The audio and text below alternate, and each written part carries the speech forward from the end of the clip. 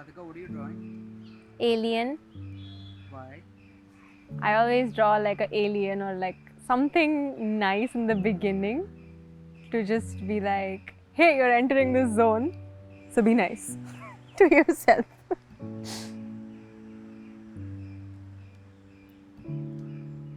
I've always assumed that I am not someone who can draw really well. So when I used to draw when I was younger, I was like, but this is not my forte, so don't expect too much, okay? But it was always like a put yourself down kind of thing.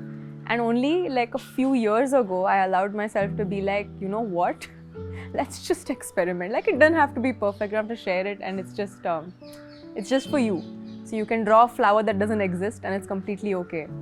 And that's when I just felt like I enjoyed this process so much more. And it's nice because for the first time I get to tell myself that, hey, you're not drawing like others, but you love what you're drawing too. So it's nice. And it was all yellow.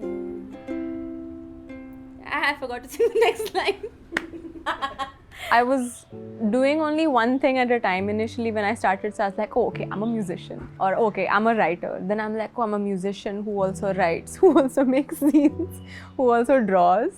So yeah, I think at this point in my life right now, I describe myself as an expressionist.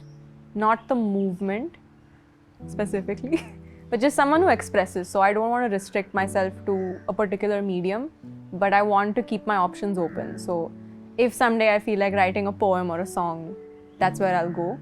And if I feel like painting it out, that's what I'll do. But yeah, I feel like the labels are really, rigid. Like they don't let you sort of move. I have got my sketchbooks from over the last few years. I'll just show you some of the. See this sticker? It's so cute. I'll just show you some of my comics and like paintings and stuff. So this is the famed yellow journal from Radhika The World, and these are my birds. They're so fun to draw and like paint and then draw over. But yeah, most of my like journals and stuff have like a note in the beginning, and it's always about like be kind to yourself, because I think creators judge themselves a lot. So this is, I think, what thoughts and feelings are like when they coexist, I guess.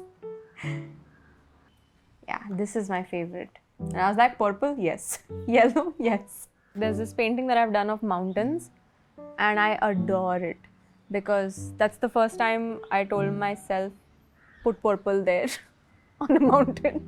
And I just did it, and I didn't like have to think twice or thrice about it. So I was just like, yeah, this makes sense. This is natural. It's not going to be just green. And then I put yellow and orange and like a lot of other colors, and it made me feel so happy because I feel like I broke this barrier in my own brain that I had about, that it's supposed to look a certain way or you're supposed to do certain colors only. So that's by far my favorite.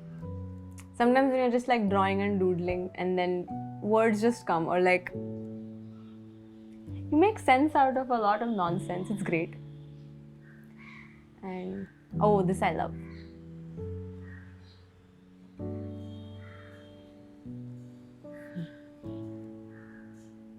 I'm still learning, but I want to draw like bodies in a more easier way. So this was easy for me. Like I was like, okay, I can do this. Like this is doable, until I set the current style. Well, I didn't set it, but we are there.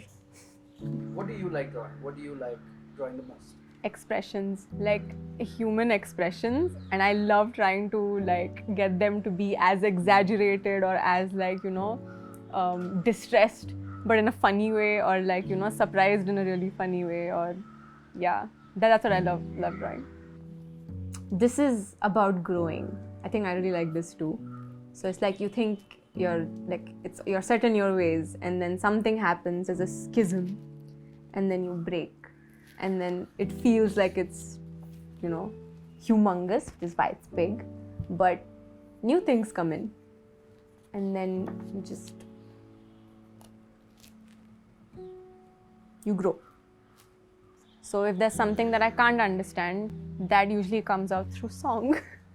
And if there's something that I'm trying to explore or like look at or like see how it could, you know, be represented differently visually, that's where comics and stuff come in. And yeah, that's what I love the most. I've always liked Quentin Blake's work. So all of the books, I've read all of Roald Dahl's books, but all of his work has been so expressive, and you used to get them in black and white only. There was no color apart from like the cover. So I loved that the lines were imperfect and that it didn't have to look like a normal human body. Willy Wonka's hat and his hair and everything that he had, like, I love the imperfectness of his illustrations, and I felt like, yeah, like this, why can't I draw like that, you know?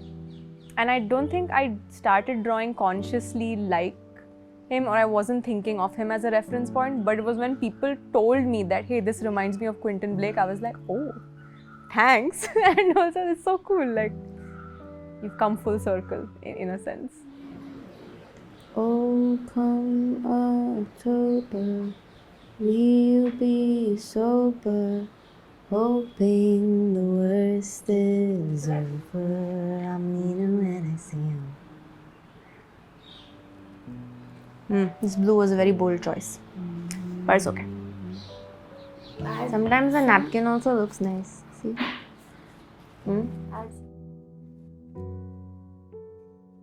Why do you draw? It's like simple why. Because I want to, and I like it. It feels like I'm waddling when I'm drawing, because it's something that I'm still learning to do. So it's a little unsteady when I do draw, or when I do, like, you know, try to imitate something that's in front of me. And it's a very freeing exercise for me to do. So yeah. And usually, like, as I said before, like it's a very nice thing to arrive at this point in my life where I'm just like, yeah, it doesn't look like what you were drawing, but it's okay. It looks great on its own as well, and it has a lot of childlike wonder in it. So yeah, that's why I like to draw.